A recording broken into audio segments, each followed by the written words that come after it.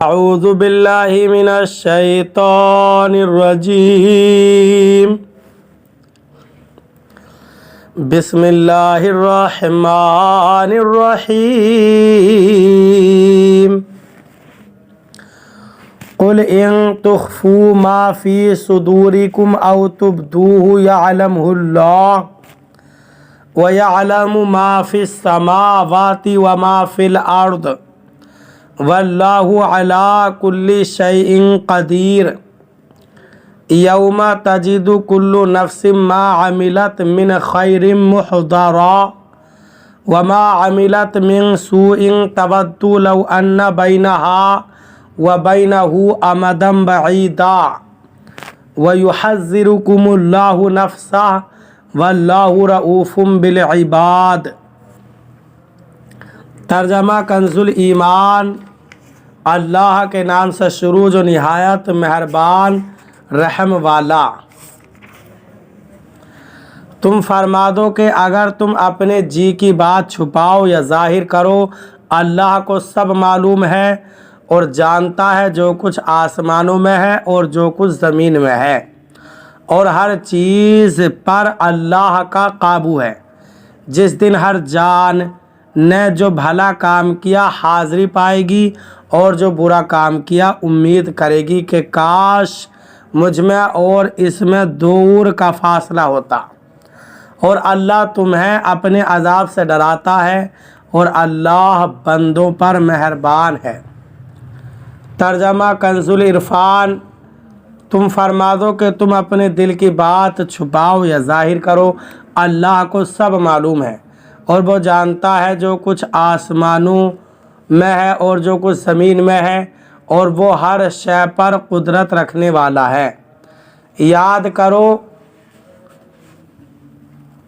جس دن ہر شخص اپنے تمام اچھے اور برے اعمال اپنے سامنے موجود پائے گا تو تمنا کرے گا کہ کاش اس کے درمیان اور اس کے اعمال کے درمیان کوئی دور دراز کی مسافت حائل ہو جائے، اور اللہ تمہیں اپنے عذاب سے ڈراتا ہے اور اللہ بندوں پر بڑا مہربان ہے۔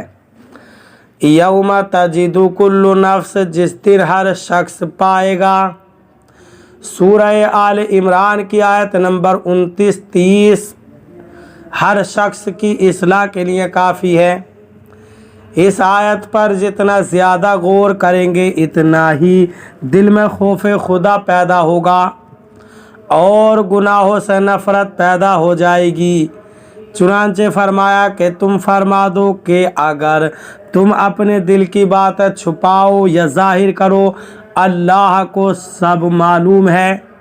تمہارے دلوں کا ایمان و نفاق، قلوب کی طہارت و خباثت، اچھے برے خیالات، نیک و بد ارادے، صحیح و فاسد منصوبے ساری دنیا سے چھپ سکتے ہیں، مگر اللہ تعالی عالم الغیب والشہادہ کے حضور سب حاضر ہیں، سب حاضر و ظاہر ہیں۔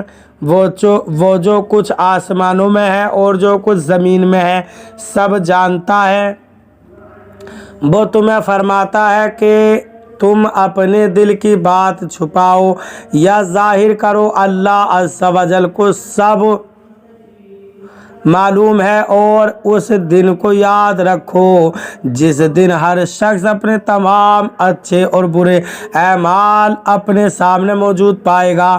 خلوتوں جلوتوں میں کیے ہوئے اعمال، پہاڑوں سمندروں غاروں صحراؤں جزیروں اور کائنات کے کسی بھی کونے میں کیے گئے اعمال کا ایک ایک ذرہ آدمی کے سامنے موجود ہوگا، اور اس وقت برے اعمال والا تمنا کرے گا کہ کاش اس کے درمیان اور اس کے اعمال کے درمیان دور و دراز کی مسافت حائل ہو جائے اور کسی طرح ان اعمال سے چھٹکارا ہو جائے، مگر ایسا نہ ہو سکے گا۔ آیت مبارکہ کے حوالے سے سلف و صالحین کے طرز عمل کی ایک جھلک دیکھنے کے لیے ذیل کے واقعات کا مطالعہ فرمائیں۔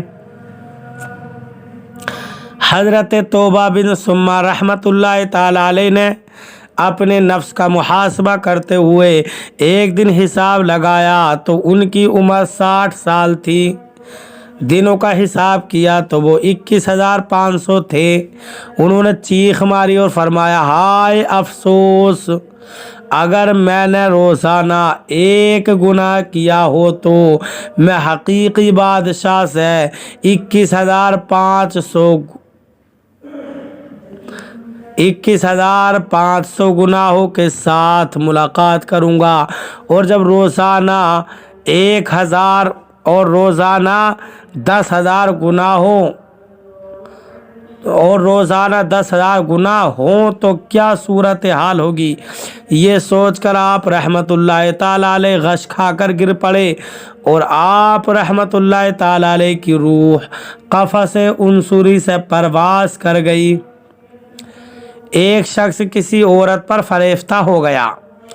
जब वो औरत किसी काम से काफिले के साथ सफ़र पर रवाना हुई तो ये आदमी भी उसके पीछे पीछे चल दिया। जब जंगल में पहुंचकर सब लोग सो गए तो उस आदमी ने इस औरत से अपना हाल दिल बयान किया। औरत ने उससे पूछा, क्या सब लोग सो गए हैं? ये दिल ही दिल में बहुत खुश हुआ कि शायद ये औरत भी मेरी तरह माइल हो गई है। चुनांचे वो उठा और काफिले के गिर्द घूमकर जायजा लिया तो सब लोग सो रहे थे। वापस आकर उसने औरत को बताया कि हाँ, सब लोग सो गए हैं। ये सुनकर वो औरत कहने लगी कि अल्लाह ताला के बारे में तुम क्या कहते हो? क्या वो भी इस वक्त सो रहा है?